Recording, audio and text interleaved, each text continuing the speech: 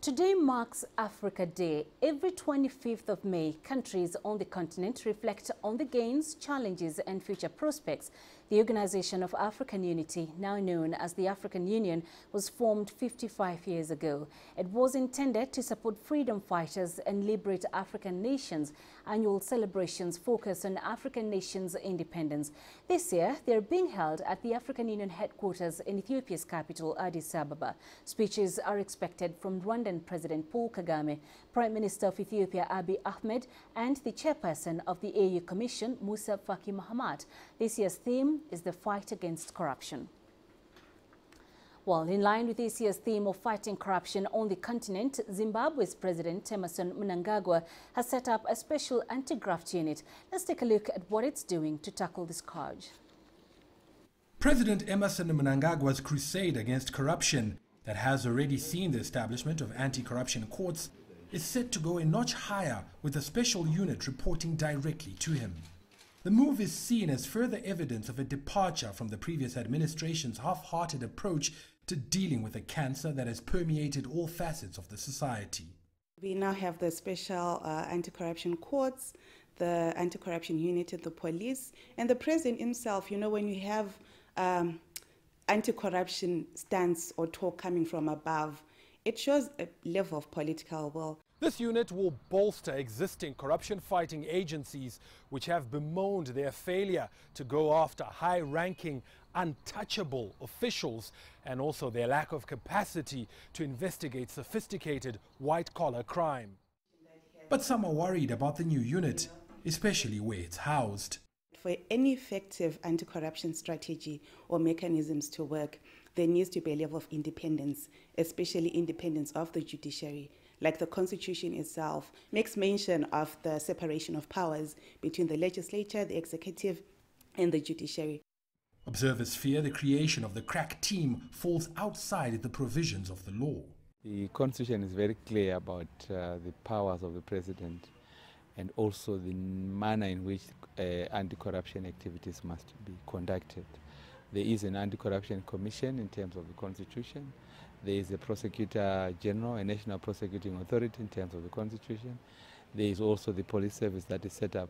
The intention to fight corruption is acknowledged, but it must be fought in accordance with the law. That's what is meant by rule of law.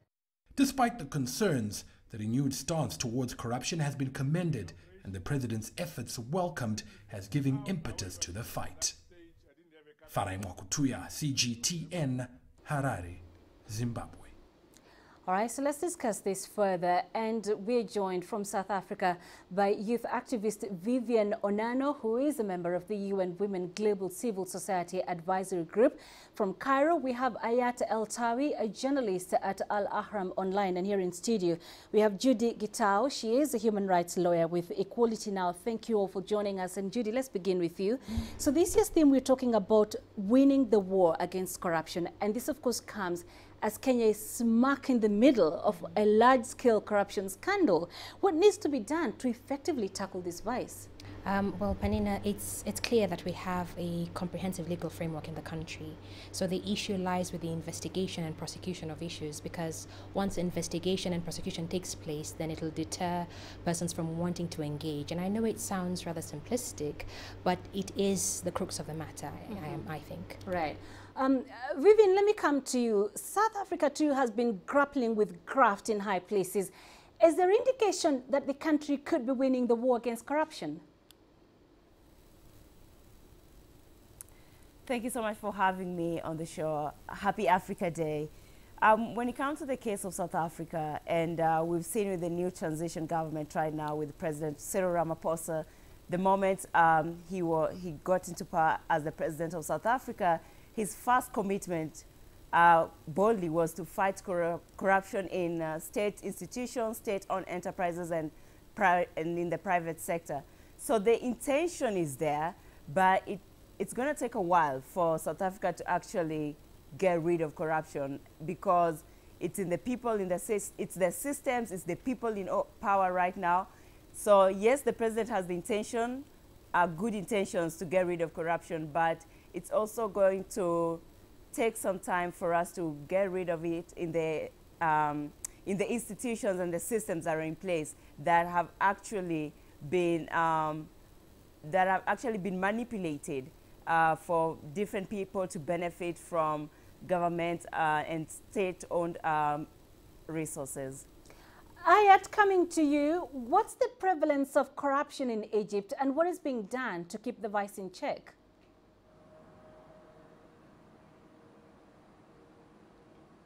Well, talking about the challenges facing African countries in the fight against corruption, I believe that fighting corruption with good governance is one of the most important challenges facing African countries currently.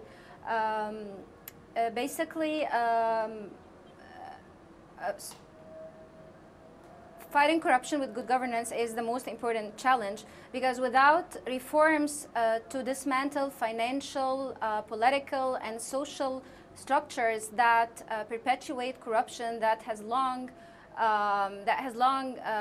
constrained the tremendous potential for Africa to develop economically, socially, and politically, Africa will never be able to break the circle of cronyism and bad governance.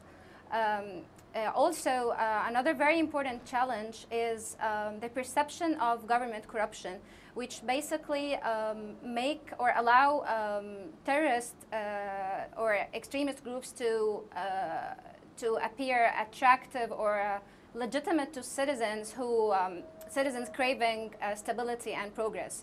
This means that it's impossible to fight terrorism if corruption is rampant within security forces, police, immigration, other core institutions and government offices. One more thing is, which I find a big...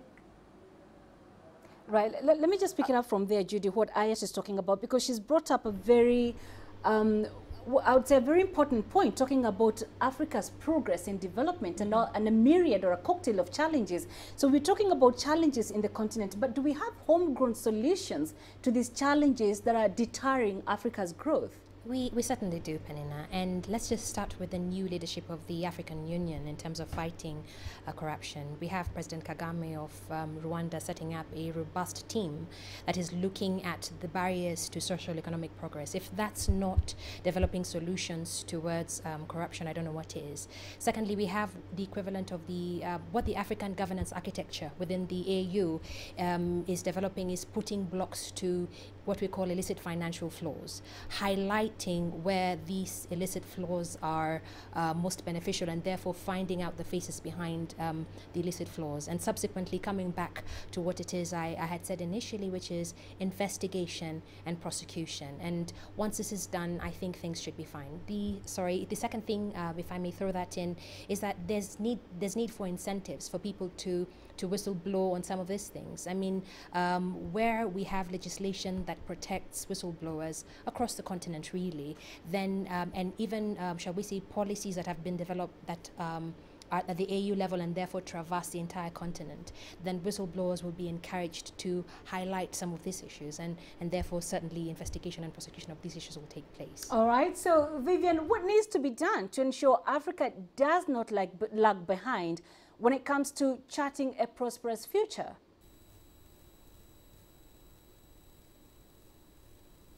Sorry, I didn't get the question. What does Africa need to do when it comes to charting a prosperous future, just to make sure it doesn't lag behind? First of all, the future of the continent is the young people, right? And Africa today is more youthful than it has ever been in the history of civilization. So for Africa not to lag behind, we have to start by investing in our young people of today through making sure that young people have access to quality and reliable education. Youth unemployment is a major crisis, and young people are now getting discouraged. You're told, go to school, get a good education, and then you're going to get a job. And that is not the reality for most young people. So they're becoming more frustrated, but at the end of the day, people need a means of living. People need a decent life to be able to put food on the table, have a shelter on top of their heads, and to be able to clothe. So I think for me, for Africa not to lag behind, we have to start investing in our young people. We have to make sure that they have access to quality education, they have reliable jobs, and also they have the capacity to participate in the civic leadership of their countries. Because if we're talking about corruption and eradicating corruption, it also stands back to having new leaders in position of power, because we cannot continue having the same people in position of power and talk about eradicating corruption. And young people can only be able to participate in electoral processes if they have the right kind of information, if they are aware, if they have the right information about the people who want to run for office and their progress and some of the initiatives that they've been involved with in their communities. So for me, for Africa not to lag behind, we have to invest in our young people, and it starts now. Right, so investing in young people. Ayat, if I may ask, what kind of vision should Africans have in seeking to realize the continent's full potential?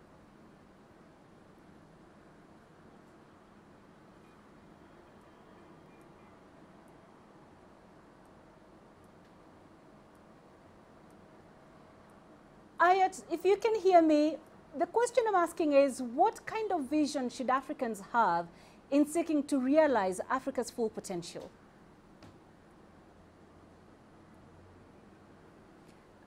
I think that there are a lot of examples that African people and African countries can follow in order to eradicate corruption and in order to achieve development.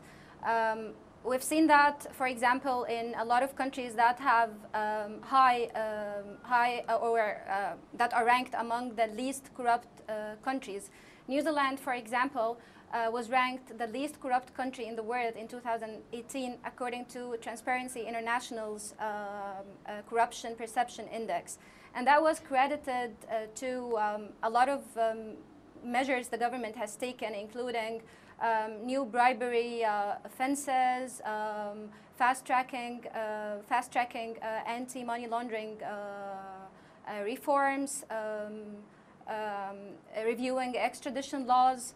Also Denmark, which was ranked the second least corrupt country, it is praised for high level of press freedoms, high level of integrity among people in power, judiciaries that do not differentiate between the rich and the poor, and that are highly independent, access to budget information for the public.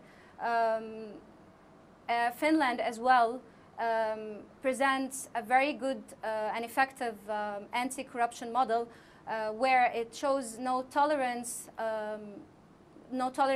towards corruption, even when it comes to high-ranking state officials. And in one case, we've seen a minister charged, convicted, and sentenced to years in jail over corruption charges.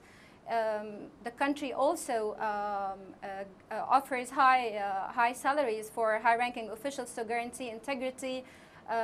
They also have independent and objective media covering all found corruption cases. So I think that yeah, we have a lot of models and a lot of strategies and measures other countries have taken, which if applied in African countries, they would really realize and make huge progress when it comes to fighting corruption. All right, so Ayat is talking about integrity amongst leaders, and Vivian talked about investing in young people. So when we talk about pushing the continent forward, Judy, do we really have a crop of emerging leaders who can take up this role? We do, and I would be remiss if I don't tell you about investing in women. And they are indeed the bastions upon which this fight should be based.